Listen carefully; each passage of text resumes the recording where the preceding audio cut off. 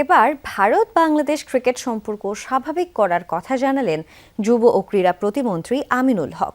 জাতীয় ক্রীড়া পরিষদের অডিটোরিয়ামে ১৩টি ক্রীড়া ফেডারেশনের অ্যাডহক কমিটির সভাপতি ও সাধারণ সম্পাদকদের সাথে এক মতবিনিময় সভায় এ বিষয়ে কথা বলেছেন তিনি।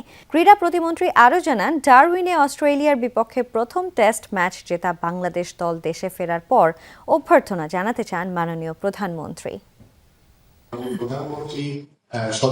সদিচ্ছা রয়েছে। সো এটি বাংলাদেশ টিম ফেরত আসলে ইনশাআল্লাহ পরে আমাদের মাননীয় প্রধানমন্ত্রীর অনুমতি করবে আমরা সেই বিষয়গুলো আপনাদের সামনে উপস্থাপন করব। বাংলাদেশের ভারতের যে সফর নিয়ে ক্রিকেট ইতিমধ্যে এটি আমরা ইন্ডিয়ান হাই কমিশনের সাথে কথা হয়েছে। বন্ধুত্বপূর্ণ সম্পর্ক বজায় রেখে সেটাকে স্বাভাবিক করে নিয়ে আসতে যে কারণ আমরা বিশ্বাস করি যে খেলাধুলা সবকিছুর মূল্য। খেলাধুলার সাথে কখনোই আমরা রাজনৈতিক কোনো সম্পর্ককে জড়াতে চাই না।